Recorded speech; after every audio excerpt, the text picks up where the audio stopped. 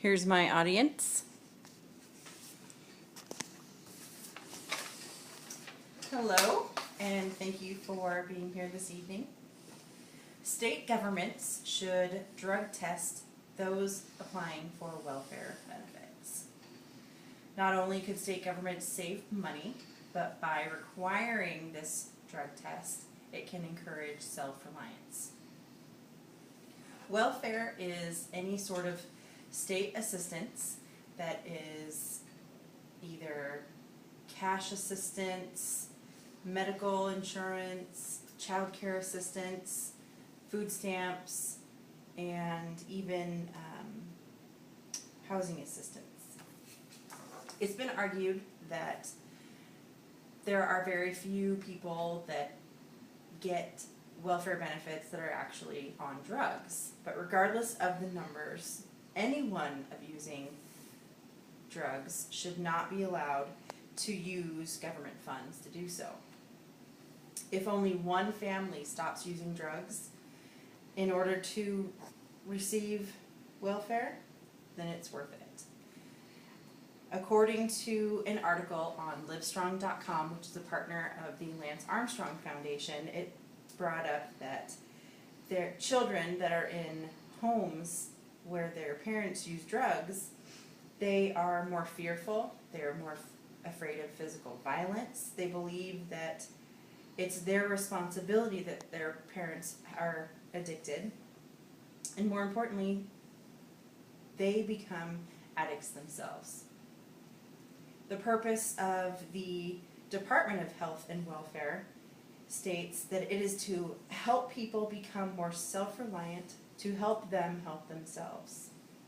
And according to the Chief Executive Officer of the Foundation of the Foundation for Government Accountability, drug testing will ensure that benefits go to those who truly need it, and that government generosity should not fund an illegal addiction. It has also been argued, too, that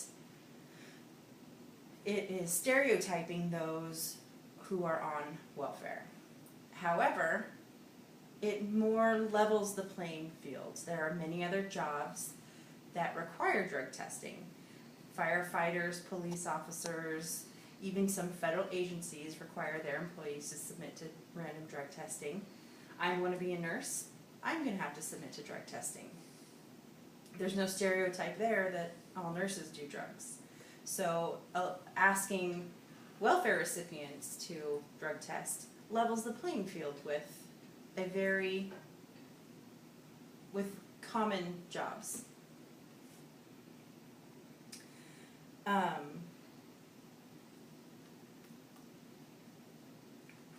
States will save money. In Florida, they did a several-month study on what would actually happen if they did drug testing. And in this chart by the numbers, in just the first quarter of this test, there was a 48% drop in monthly cash assistance approvals since the requirement began. Then if we go down to the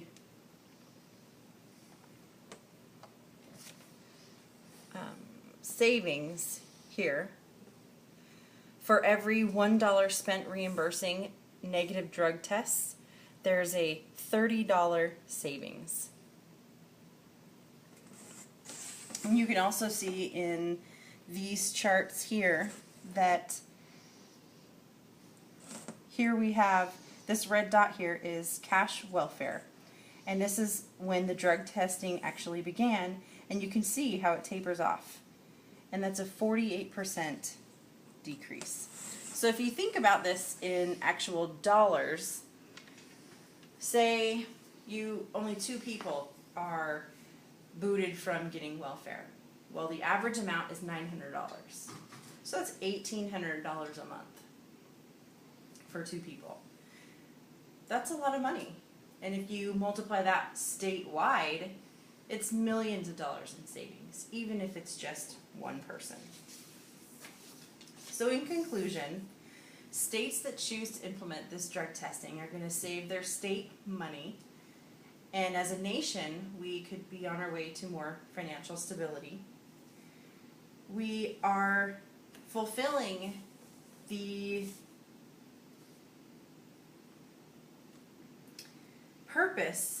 we're fulfilling the purpose of the Health and Welfare Department by protecting the children and encouraging people to be self-reliant and to get off drugs instead of supporting a habit. And we are helping them to become self-reliant, and we're providing brighter futures for all of us. So thank you for being here, and I hope you enjoyed it.